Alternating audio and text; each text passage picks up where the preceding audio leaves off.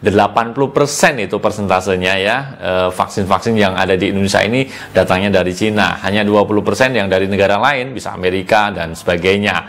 Nah, ini menarik kenapa? Karena Indonesia kok terlalu tergantung dengan impor ya.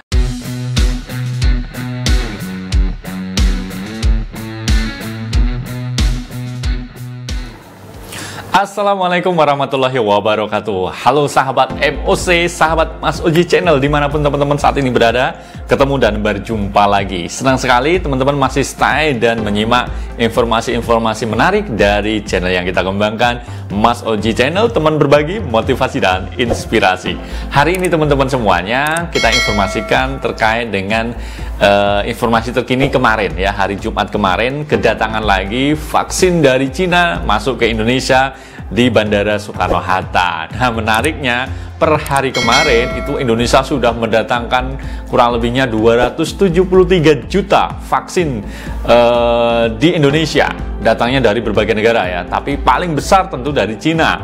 Nah, menariknya dari Cina ini vaksinnya mendominasi, kurang lebih 215 juta itu vaksin datang dari Cina. Itu kalau di persentase 80% vaksin yang ada di Indonesia ini semuanya dari Cina, 80%. Ya, sisanya mungkin dari Amerika dan sebagainya.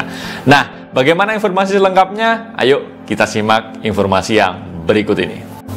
Sahabat MOC, perusahaan farmasi Cina yaitu Sinovac dan Sinopharm telah mengekspor 215 juta dosis vaksin COVID-19 ke Indonesia. Jumlah dosis tersebut hingga kini setara dengan 20% dari total vaksin yang diekspor Cina ke negara-negara lain. Vaksin dari Cina juga mencakup 80% dari total vaksin COVID-19 yang disimpan oleh Indonesia. Sejak pandemi COVID-19 dimulai, Cina dan Indonesia telah saling mendukung dalam memerangi penyakit tersebut, kata Duta Besar Cina untuk Indonesia, Xiao Xian, ketika menyampaikan pernyataan secara virtual tentang kedatangan vaksin Sinovac pada Jumat 24 September.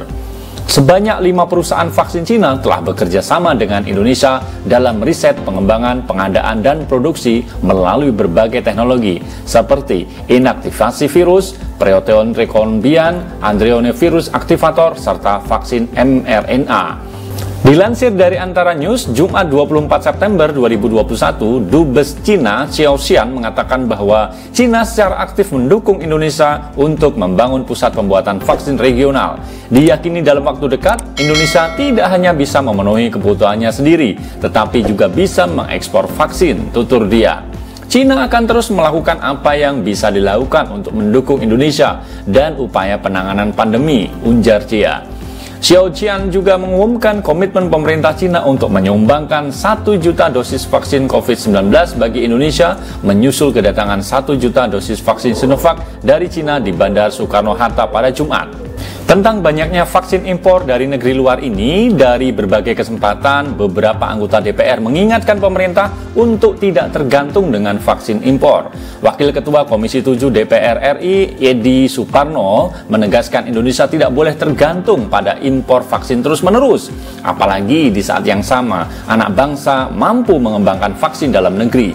Kita tidak boleh bergantung pada impor vaksin terus-menerus di saat anak bangsa mampu mengembangkan vaksin dalam negeri. Semestinya lah pemerintah juga memberikan dukungan penuh dan akan mengawal secara seksama agar vaksin merah putih dan vaksin Nusantara dapat segera dipercepat uji klinisnya dan memasuki fase produksi dalam waktu yang tidak terlalu lama lagi.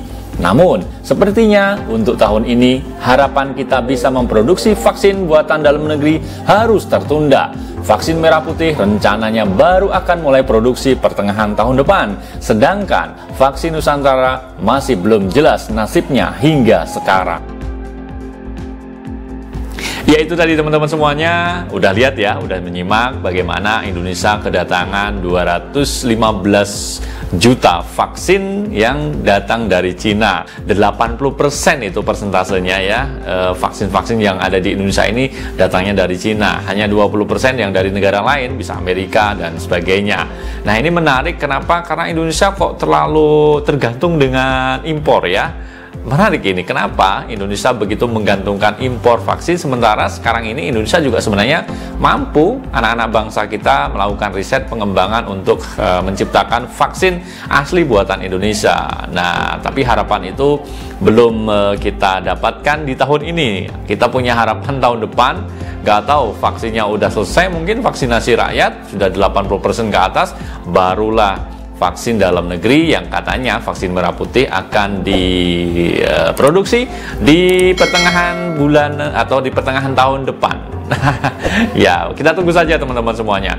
Itu aja kira-kira teman-teman semuanya informasi yang bisa kita sharingkan pada kesempatan kali ini. Terima kasih kebersamaannya. Dukung terus Mas Oji Channel MOC dengan cara klik tombol like, share, dan subscribe bagi yang belum subscribe, dan tekan tombol loncengnya ya, biar kita terus dapat notifikasi ketika kita dapat mengupload konten-konten terbaru. Terima kasih, saya undur diri, saya pamit, sampai ketemu di lain kesempatan. Assalamualaikum warahmatullahi wabarakatuh.